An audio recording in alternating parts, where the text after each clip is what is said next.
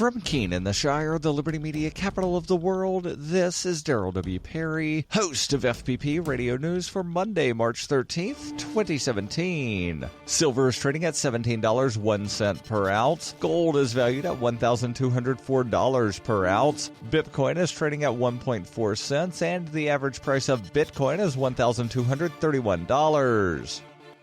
Antiwar.com reports the death toll in a double suicide bombing in the old city of Damascus continues to rise, with the Syrian Observatory for Human Rights now reporting at least 74 people have died, along with at least 120 wounded, many of them severely so. The attacks targeted a group of Iraqi Shiite pilgrims who were visiting a religiously important cemetery in the area. Al-Qaeda's Syrian coalition, Hayat Tahrir al-Sham, issued an official statement taking credit for the attacks, though they also claimed the Iraqi pilgrims were Iranian militias. This is one of the bigger al-Qaeda attacks on civilians over the course of the Syrian civil war. That it was done under the umbrella of the Hayat Tahrir al-Sham adds U.S. links to the terrorist attack, since the CIA has been arming faction member Noor al-Din al-Zinki for years. Shiite pilgrims have been a popular target for various factions in Syria and Iraq for years, and while governments have tried to ratchet up security to prevent such large casualty attacks, they've largely been unsuccessful in doing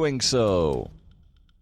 For nearly 40 years, Roberts & Roberts Brokerage has been a trusted source for buying and selling precious metals like gold and silver. They also take Bitcoin for precious metal purchases and have permanently removed the minimum purchase amount for all orders paid in the digital currency. Call Roberts & Roberts today for knowledgeable advice on buying and selling precious metals and a forward-thinking approach to new technologies. 800-874-9760 or visit online at rrbi.co.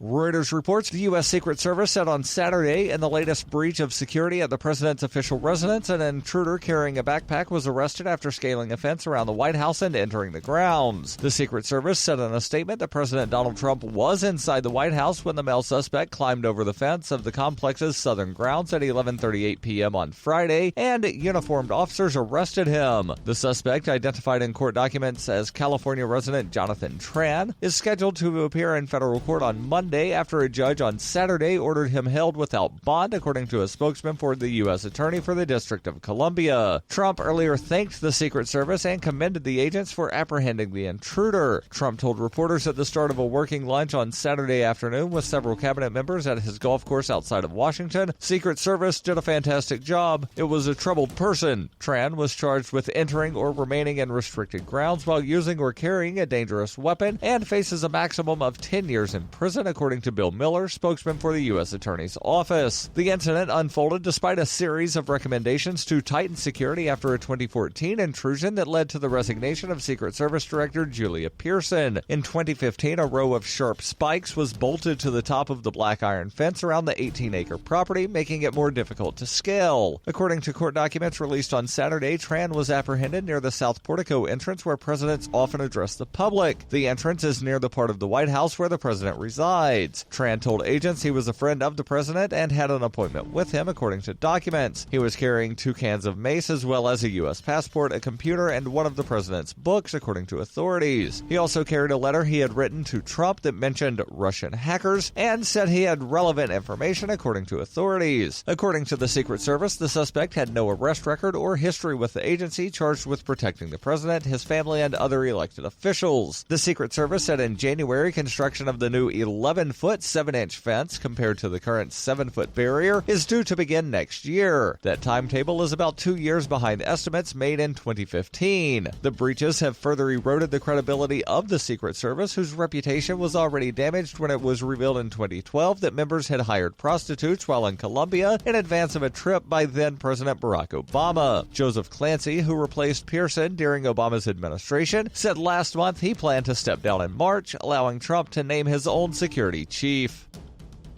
Are you an advocate for free market money? Then you need Spend-A-Bit in your arsenal, the search engine for things you can buy with Bitcoin. Spend-A-Bit aggregates millions of products from thousands of Bitcoin-enabled merchants. Keep your money in the free economy. Visit spendabit.co today. Spendabit.co.